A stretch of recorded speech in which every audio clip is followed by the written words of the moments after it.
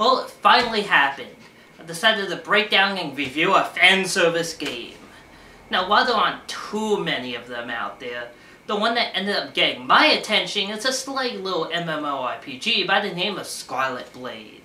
And before any of you asked, yes, there is full frontal nudity in this game, well, at least toplessness, and no, you can't have sex in it. So with those two frequently asked questions out of the way, let's dig right into this slutty little mess. This lovely story is set in a far-flung post-apocalyptic future where aliens called the Norak drove most of humanity underground and made the surface a hostile hellhole full of mutants and monsters. You know, every dark sci-fi story ever. In order to eventually reclaim their birthright, they programmed the Mother AI, Lota, to create synthetic soldiers to wipe out the threats and re-establish humanity. These soldiers, known as the Arcana, are commanded by you. Seriously, the game is kinda meta like that.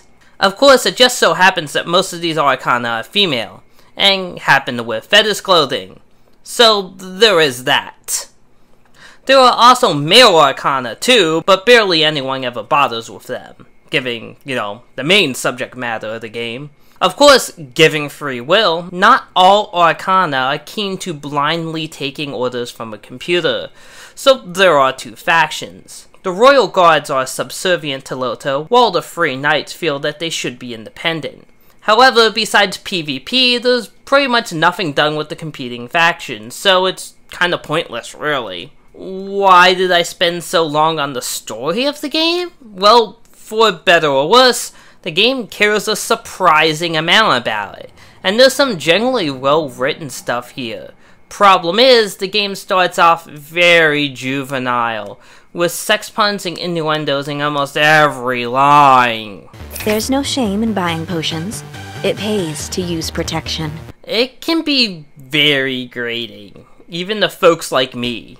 It dials them down later on, so much so that I sometimes forget what game I'm playing until a shopkeeper makes an ill-timed innuendo. Your Arcana actually has a personality and will sometimes even threaten to straight out defy your orders. I've never seen it actually happen in-game, but it's an interesting dynamic to make it a little different than the self-insertion nameless hero you get in pretty much every other game of this type. Gameplay-wise, there's an assortment of classes to choose from, just like in most MMOs.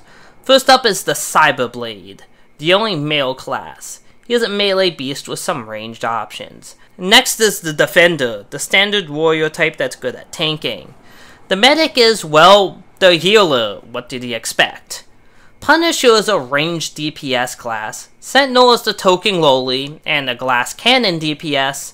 The Shadow Walker is the roguelike character, and then there's the Whipper, a melee AoE DPSer. The skills that they have really don't feel very distinct from each other, and there's practically no strategy to battle. Just spam attack skills until you run out of SP, or either of you die. It's a letdown. On the plus side, the auto-pathing is very good in the game, and you'll seldom be unable to find an objective. There's also a really fun PvP dynamic going on here. It's a great way to grind while having a bit of fun. Graphically, it's pretty good looking, although the character designs leave something to be desired. The sound, from the music to the sound effects, are also surprisingly good, although the voice acting is definitely a roll of the die. The character voices are good, but the NPCs are, well... Oh, this fighting certainly makes for good business. Yeah. The player base here is dumbfoundingly one of the best I've heard of in a free-to-play. With none of the usual gold spammers and very few jerks, even in PvP. Heck, someone just up and gave my friend a 200 gold piece bike. I have no earthly idea why so many decent human beings are attracted to this TNA fest, but they're in here. If you want to hit us up in-game, I run the Fanservice Fiesta guild on the Royal Guard faction. I'd love to induct you. With all that being said, there are some issues. The XP gain slows considerably after level 20, and the grind really sets in after that.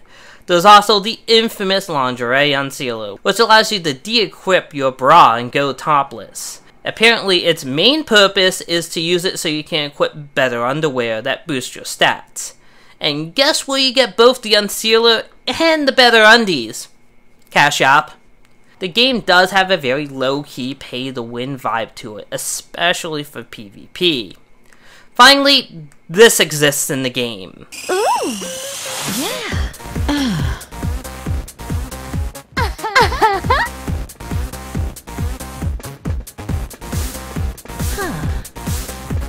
You know what practical purpose this lovely establishment serves? Raising pay experience.